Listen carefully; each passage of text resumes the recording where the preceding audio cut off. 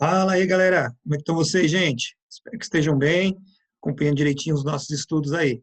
Então, vamos lá, gente. Mais uma página na história do nosso país. Hoje nós vamos falar sobre a crise do sistema colonial brasileiro.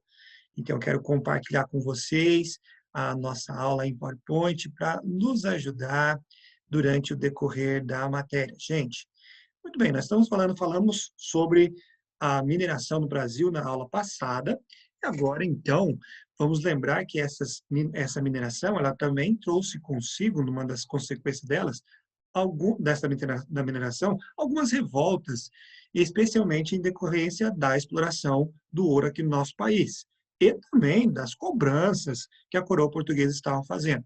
Entre elas, nós temos a revolta de Beckman, no Maranhão, em 1684, a Guerra dos Emboabas, entre 1708 e 1709, em Minas Gerais, revolta de Filipe dos Santos, em 1710, na cidade de Vila Rica, Minas Gerais também, e Guerra dos Mascates, em 1710. Vamos falar um pouquinho sobre cada uma delas. A revolta de Beckman, ela vai acontecer, como eu falei para vocês anteriormente, no Maranhão, e ela vai ser motivada especialmente pelas cobranças e limitações impostas pela coroa portuguesa na região do Maranhão. Então, a intenção, gente, como nós falamos anteriormente, a coroa queria explorar cada vez mais o Brasil e gastar menos. Então, uma das principais medidas deles foram o aumento da cobrança de impostos. E isso se refletiu em uma província que não havia nem produção de ouro ainda, na região do Maranhão. Mas, ainda assim, esse grupo vai se revoltar contra a liderança da coroa portuguesa, e os resultados em relação a essa revolta foi o seguinte: a coroa portuguesa vai enviar tropas para São Luís e põe fim ao movimento. O Beckman, né, que foi o líder desta revolta, ele vai ser enforcado e os demais líderes vão ser deportados do nosso país. Bom, outra revolta, outra guerra é a Guerra dos Emboabas. Essa ela acontece ali no contexto realmente da produção aurífera. A Guerra dos Emboabas mostra realmente uma insatisfação, especialmente dos paulistas, que encontraram as jazidas de ouro. Quem são esses paulistas? Os bandeirantes. E por encontrar essas jazidas de ouro, eles se achavam no direito de ter de dominar a exploração deste ouro. Porém, os portugueses não queriam. Os portugueses disseram, não, a colonização é nossa, nós somos que é dono do Brasil. Né? Então, os portugueses que vêm para cá, eles que terão direito, e não esses paulistas que ficam na região. Os paulistas, os bandeirantes, eles vão apelidar os portugueses de emboabas. Por quê? Porque os portugueses, quando vinham para cá, eles vinham preparadaços, né? Os bandeirantes não, os bandeirantes já estavam acostumados à vida na mata, à região, então as roupas deles eram muito mais próximas do comportamento indígena, enquanto os portugueses não, viriam todo encapado tanto do pé à cabeça para evitar ali algum problema no meio da mata. Por causa disso, então, eles receberam o apelido de emboaba, que é um pássaro da região que tem penas em tudo quanto é lugar do corpo, e por isso receberam esse apelido. Qual foi o resultado principal desta guerra? Portugal vai interferir e as consequências vão ser as seguintes. Vai ser a criação da capitania de Minas Gerais e a saída dos paulistas da região. Os paulistas, então, começam a explorar em áreas mais adentro do nosso país, em Goiás e no Mato Grosso, onde também vão encontrar ouro e metais preciosos. Bom, então essas foram as principais consequências.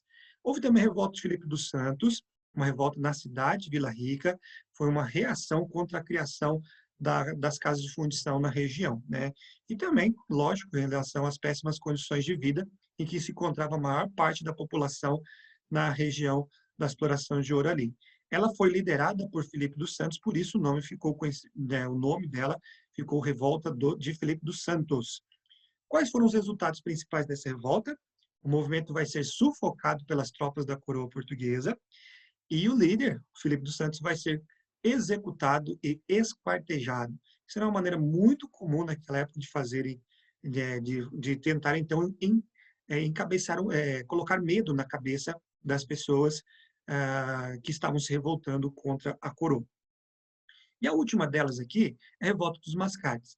Após a expulsão dos holandeses no Nordeste brasileiro, gente, houve a crise açucareira que nós já explicamos lá para vocês.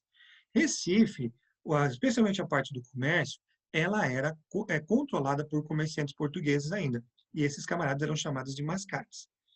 As dívidas que eles tinham eram grandes, então os recifenses eles decidiram criar a Vila de Recife, separando completamente do controle de Olinda, o que vai ocasionar o conflito entre eles. Tá? Esse conflito vai mover-se pelas ruas de Recife e os resultados foi a intervenção novamente da coroa, nomeando um novo governador que era simpático à causa dos recifenses, tá bom, gente? E vai elevar, sim, Recife à condição de vila, tendo a sua independência da cidade de Olinda. Bom, agora nós vamos falar um pouquinho a respeito das condições aqui relacionadas ao fim dessa exploração do ouro no Brasil. Para onde foi todo o ouro do Brasil? É a pergunta que a gente faz. Gente, Portugal é, realmente explorou demais o ouro aqui no nosso país. Foi muito ouro retirado daqui, extremamente grande a quantidade de ouro que foi retirado daqui. Mas a pergunta é, mas para onde que foi todo esse ouro? Para onde que foi, né, todo esse ouro que foi explorado daqui? Bom, uma das respostas está relacionada à crise econômica de Portugal. Eles estabeleceram um tratado com a Inglaterra, que era o Tratado de Methuen, na qual Portugal se comprometia a comprar tecidos, entre outros bens de consumo dos ingleses. E, enquanto isso, os ingleses se comprometiam na compra exclusiva do vinho português. Agora, gente, é uma coisa tão lógica, vocês são inteligentes pra caramba. O que a gente precisa mais para sobreviver? Vinho ou roupas? Lógico que são as roupas, né? Então, com isso, a dívida de Portugal ela vai aumentando. E essa dívida vai ser paga especialmente com esse ouro que foi explorado aqui no nosso país. Então, boa parte do ouro do nosso país vai parar, na verdade, lá na Inglaterra. Vendo? Bom, continuando aí, gente. Falamos agora sobre o período pombalino, ou era pombalina no Brasil. A crise econômica em Portugal, que eu acabei de mencionar para vocês, faz com que Dom João conceda poderes meio que até absolutos a Sebastião José Carvalho de Melo, o Marquês de Pombal. Esse camarada ele tinha a ideia de juntar as ideias iluministas com as absolutistas. Isso ficou conhecido como despotismo esclarecido, né, na Europa. E Pombal vai ser o maior nome representante dessa ideia no nosso país aqui. O que Pombal vai fazer? Eles vão fazer reformas para a reconstrução da economia portuguesa, e especialmente aqui, e depois vindo para. E isso se reflete na colônia, ou seja, no nosso país. Era, como eu disse para vocês, muito influenciado pelas ideias iluministas. E ele tinha a oposição no seu país dos improdutivos, ou seja, da nobreza e do clero. Quem é que produzia, na verdade, era o pessoal, o povão, né? Mas tem o apoio da burguesia industrial. Ele vai modernizar a Universidade de Coimbra, uma das grandes realizações dele. Também vai administrar a colônia para torná-la mais eficiente e lucrativa. A nossa colônia aqui, o Brasil. Ok? E a maior arrecadação de impostos e controle sobre o território brasileiro vai ser estabelecida. É aí que entra especialmente a aplicação da derrama e na prática, ele aumenta o valor agora que deveria ser requerido dos produtores dos exploradores de ouro aqui no nosso país. Uma outra coisa importante que ele faz nesse período também é a mudança da capital para o Rio de Janeiro. Ele extingue completamente o sistema de capitanias hereditárias e vai criar a Companhia de Comércio do Grão-Pará e do Maranhão e Pernambuco e Paraíba, ajudando vamos dizer assim, interiorizar cada vez mais, ou expandir cada vez mais a colonização brasileira, né? A ocupação brasileira. Bom, ele também incentiva a produção agrícola, como a cana-de-açúcar, arroz, cacau, café e algodão, constrói fortalezas em várias regiões do nosso país, inclusive no sul, Florianópolis foi uma dessas daí, incentiva a vinda de imigrantes para áreas livres do território do sul do Brasil. Também na educação, ele vai tirar o controle da educação da Igreja Católica, ok? E uma outra ato muito importante foi a expulsão dos jesuítas que estavam acabando se envolvendo demais nas questões políticas aqui no nosso país. Ele expulsa os jesuítas da região. Bom, gente, aqui é interessante relacionado a essa questão da derrama. Como o Marquês de Pombal havia aumentado cada vez mais, nós vimos ali que a derrama agora também. As minas de ouro no Brasil estavam se esgotando, gente. O problema era esse. Ele aumenta Aumenta agora a cobrança e é o seguinte, agora vocês não têm que saber, não é um quinto, uma porcentagem, mas sim um valor específico, 100 arrobas de ouro, 1.500 quilos. Se não, o governo cobraria derrama, ou seja, aplicaria a derrama e outros bens seriam requeridos no lugar do ouro se não tivesse isso. Tá? Então, isso gerou realmente certos, muitas outras revoltas. Como brinca ali nessa charge aí, cara, o rei, assim não dá, verdade, né? É interessante que, infelizmente, não dá. Não daria para eles justamente isso. E aí que algumas revoltas também vão acontecer, e é o que nós chamamos de crise do sistema colonial brasileiro. Essa crise, ela foi uma grande, o sistema colonial foi uma grande empresa dos países europeus, né? Foi. Com certeza, baseada especialmente nesse tripé, latifúndio, monocultura e trabalho escravo, em especial dentro das colônias portuguesas. Esse sistema, ele começa a entrar em crise devido a diversos fatores externos e internos. Os externos têm relações com ideias que estavam vindo da Europa. Os ideais iluministas, a Revolução Francesa e também uma da América, que seria a independência dos Estados Unidos. Os fatores internos têm a ver com a impossibilidade de comercialização. Internamente, as colônias viam-se enfraquecidas por causa disso. Então, começam a exigir mudanças. É nesse contexto que surgem várias campanhas anticolonialistas para tentar, então, uma libertação da colônia em relação à metrópole. Elas também foram chamadas de conjurações ou inconfidência. Essas foram movimentos, né, buscando especialmente a independência. A conjuração do Brasil, gente, na verdade, se refere ao quê? A revoltas ou campanhas que se estabeleceram contra o Estado e seus governantes entre 1789 e 1798. Nós temos aqui no nosso livro elencado 3 delas: a Conjuração Mineira, a Carioca e a Conjuração dos Alfaiates, ou Conjuração Baiana. Vamos falar um pouquinho sobre cada uma delas. A mais conhecida é a Conjuração Mineira. Qual é a principal influência que esta Conjuração Mineira teve?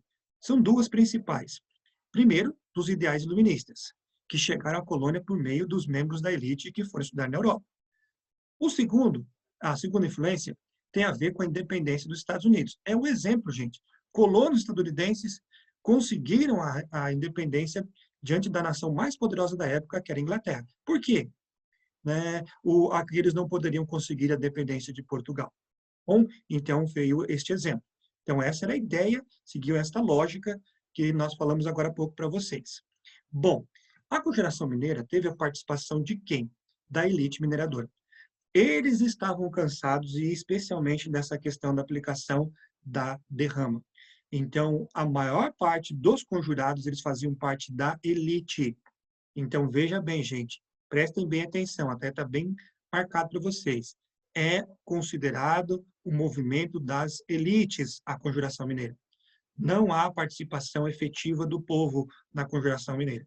Tá certo, galera? Bem atenção nisso aí. O que rolou aí? Bom, então vamos falar a respeito disso.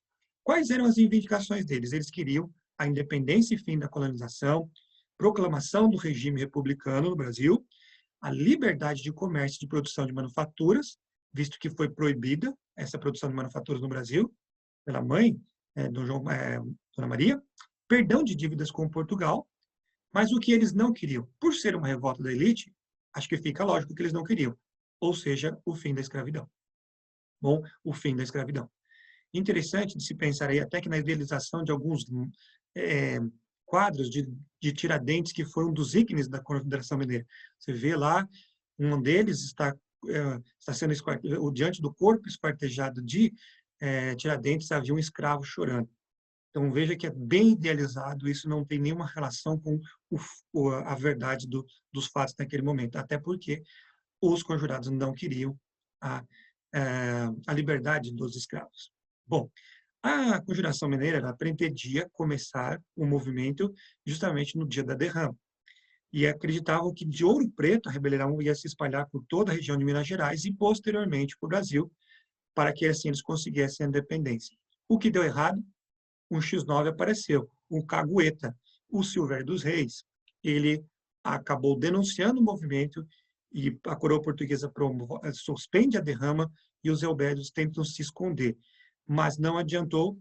Em poucos meses, todos foram presos, e o último a ser preso, conforme essa imagem que nós vemos tanto atrás de mim como está ali nos slides, vai ser Tiradentes. Bom, mas por que só Tiradentes foi condenado? Gente, primeiramente, Tiradentes ela tinha o cargo menor entre todos os líderes, entre os conjurados. Ele era um alferes, um cargo mediano dentro do militar. Bom, e por isso, né, pouca gente levaria a sério um movimento liderado apenas por um alferes. Se fossem pessoas mais ligadas à nobreza, aí sim poderia ser algo pior, né? E, além disso, a rainha estava a fim de reconciliar-se com as elites. Maria não era boba nem nada. Ela queria se reconciliar com as elites. Então, ela não iria dar um fim em todos eles. Mas por que houve esse endeusamento até de Tiradentes e essa criação dele como até um salvador da pátria, até com representações muito semelhantes a Jesus Cristo?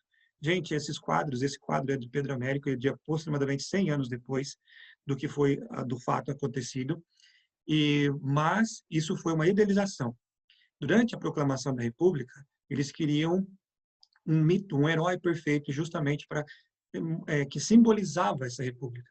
No decorrer da história, trouxeram justamente a figura de Tiradentes. Aí se criou ou se idealizou através de quadros, ou mesmo uma criação desse ideário, né, de um grande libertador que seria Tiradentes.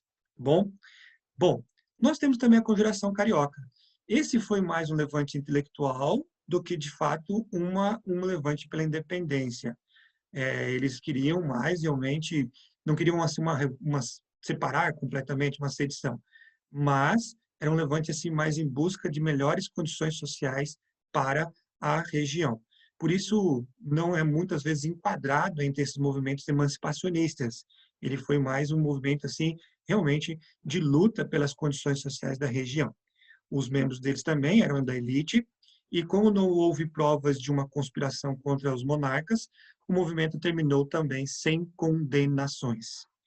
E, por último, nós temos a Conjuração dos Alfaiates, ou Conjuração Baiana. O contexto em que acontece ela, Salvador vai perder muito do seu prestígio, gente, muito da sua influência e do seu poder com a transferência da capital para o Rio de Janeiro. E é uma cidade praticamente, né, decadente nesta época, e estava sendo cada vez mais extorquida pela cobrança de impostos, como outras áreas do nosso país. E, além disso, gente, a revoltas pela independência das Ilhas faz com que os rebeldes ateassem fogo em dos canaviais da região, o que vai encarecer o preço do açúcar.